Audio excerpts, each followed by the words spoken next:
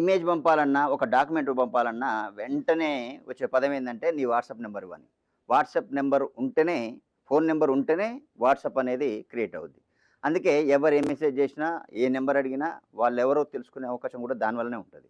అయితే ఏదన్నా మోసం జరిగినా, పోలీసులు ఫోను నంబర్ ట్రాక్ చేయాలనుకున్నా, నిందితుల్ని సులభంగా గుర్తించగలగాలనుకున్నా గానీ, నంబర్ ద్వారా ఉండే వాట్సాప్‌ని మాత్రం ట్రాక్ చేయడం ఈజీ అయ్యిద్ది. కానీ ఇప్పుడు వాట్సాప్‌లో ఒక పెద్ద మార్పు తీసుకొచ్చేందుకు వాట్సాప్ ఒక శ్రీకారం చుట్టింది. ఇదేందంటే యూజర్ నేమ్‌తో అంటే ఫోను నంబర్ అవసరమే లేదు. ఫోను నంబర్ అవసరం లేకుండా కేవలం యూజర్ నేమ్‌తోని వాట్సాప్ అకౌంట్‌ని వాడుకునే ఒక ఫీచర్ తీసుకొస్తున్నాం అని చెప్పేసి మొన్న ప్రకటించింది. ఇది మెటా ద్వారా తీసుకురావాలని చూస్తుంది. ఉదాహరణకు ఇప్పటివరకు మనం ఒక నంబర్ తీసుకుందాం 98487843 ఏదో సమ్ నంబర్ తీసుకున్నాం అనుకోండి. నంబర్ సేవ్ చేసుకుంటేనే మనం చాట్ చేస్తాం పక్క వాళ్ళకి. అంటే ఈ కొత్త ఫీచర్ వచ్చిందనుకోండి, ఇప్పుడు అట్లా ఉండదిగ. ఏదైనా ఒక యూజర్ నేమ్ ఉంటది. ఉదాహరణకు నేమ్ ఆఫ్ లేదంటే రమేష్ 123 లేదు డాక్టర్ అనిల్ ఇట్లా యూజర్ నేమ్‌తో సంప్రదించే అవకాశం ఉంటదనమాట. ఇక్కడి దాకా బానే ఉంది. కానీ ఇప్పుడు కేంద్ర ప్రభుత్వాల్ని ఆందోళన కలిగిస్తున్న అంశం ఏందంటే, ఫోను నంబర్ లేకుండా ఒకవేళ వాట్సాప్ నంబర్ లేకుండా వాట్సాప్ ఈ ఫీచర్‌నిస్తే యూజర్ నేమ్ మాత్రమే ఉందనుకోండి. అది మనకెట్లా ఉంటదంటే, అవతల పర్సన్ ఎవరు? మోసగాడా? లేకపోతే పర్సనేనా? లేకపోతే చీటర్సు ఇవన్నీ ఉంటాయన్నమాట. కాబట్టి భద్రతా లోపాలుంటాయి. దానివల్ల మోసాలు జరిగే అవకాశం ఉంటాయి. సైబర్ నేరాలు బాగా పెరుగుతాయి. సో, ఇట్లా దీనివల్ల కష్టమవుతుందని కేంద్రం అభిప్రాయం వ్యక్తం చేసింది. అయితే ఇంకో ఉదాహరణ కూడా చూద్దాం. మీ స్నేహితుడి యూజర్ నేమ్ ఉందనుకుందాం. ఉదాహరణకు మధు న్యూస్ అనుకుందాం. ఒక మోసగాడు ఆ మధు న్యూస్ అనే బదులు మధు న్యూస్ డాట్ వన్నో, మధు న్యూస్ డాటో ఏదో చిన్నది యాడ్ చేస్తాడు. దాంతోనే అకౌంట్ తెరుస్తాడు. తెరిచేసి అవతల నాకొక 10,000 కొట్టరా అని చెప్పేసి మనం అడగంగానే వాడేం చేస్తాడు, నా ఫ్రెండ్ నుంచి మెసేజ్ వచ్చిందిగా అని చెప్పేసి ఇక వెంటనే ఆ 10,000 కొడతాడు.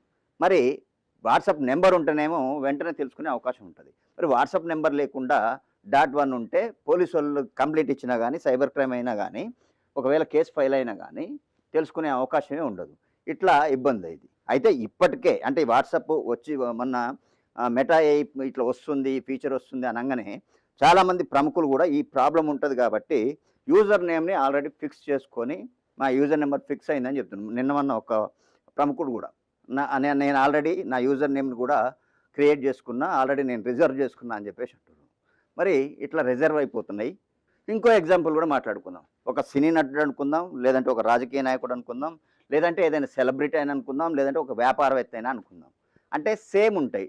చిరంజీవి డాట్ వన్ ఇట్లా యూజర్ నేమ్ అకౌంట్ ఉంటే అభిమానులను కూడా లేదంటే వ్యాపారం అనుకోండి, పెట్టుబడిదారులు అనుకోండి, ఇట్లా మోసం చేసే ప్రమాదాలు చాలా ఉందని చాలామంది నిపుణులు చెప్తున్నారు.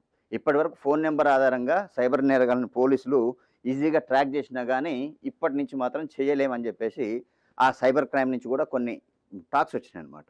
ఇంకోటేందంటే సిమ్ ఎవరి పేరు మీద ఉంది, ఉదాహరణకు వచ్చిన ఫోను నంబర్ ఏది, యాక్టివేట్ ఎప్పుడయింది అనేది తెలుస్తది. ట్రాకింగ్ కూడా తెలిసేది ఇదివరకు.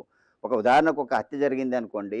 ఆ హత్య జరిగినప్పుడు ఆ నంబర్ ఎవరిది అని చెప్పేసి ట్రాక్ చేసి ఆ నంబరు ఆధారంగా ఇదివరకు కేసులను కూడా పరిష్కరించేవాళ్ళు. పోలీసోళ్ళు గానీ, డిటెక్టివ్స్ గానీ, లేకపోతే ఇంకేదైనా అది గానీ. కానీ ఇప్పుడు ఇట్లా యూజర్ నేమ్ ద్వారా ఉంటే అట్లా ట్రాక్ చేయడానికి కూడా కుదరదట. సో, ఇది దర్యాప్తు పరంగా వాళ్ళు ఫెయిల్ అవుతారని చెప్పేసి అంటున్నారు. ఇంకోటి యూజర్ నేమ్ మాత్రమే కనిపిస్తే ఆ వ్యక్తిని గుర్తించడానికి చాలా ఇబ్బందట. సో, ఈ ఫీచర్ వస్తుంది అని చెప్పేసి వాట్సాప్ ఎప్పుడైతే ప్రకటించిందో అప్పటినుంచి కేంద్రం దీని మీద ఇది వాస్తవంగా వస్తే ప్రాబ్లమా లేదా అని చెప్పేసి మెటాకి గూడా ఆల్రెడీ నోటీసులు జారీ చేసిందట. ఈ కొత్త ఫీచర్‌పై ఏందసలు? పూర్తి వివరాలేంటి? ఒకవేళ ఈ ఫీచర్ తీసుకొస్తే భద్రతా లోపాలేమైనా జరుగుతాయా? థ్రెట్ ఉంటుందా? అనే ఆ అంశాల్లో ఆహ్, ఆలోచించాలని చెప్పింది. అట్ ద సేమ్ టైమ్ 3 రోజుల్లో మేము అడిగే ప్రశ్నలకు సమాధానాలివ్వాలి. అప్పటిదాకా గూడా మీరు ఎటువంటి తదుపరి నిర్ణయాలు గానీ, తదుపరి ఆహ్, అది గాని జారీ చేయొద్దు ఎటువంటివని జెప్పేసి ఆల్రెడీ వాళ్ళకొక నోటీస్ గూడా జారీ చేయడం జరిగింది. సో, ఈ ఆందోళనలపై స్పందించిన మెటా యూజర్ భద్రత కోసం అంటే ఆల్రెడీ రక్షణ వ్యవస్థలు సిద్ధం చేశామని చెప్తుంది.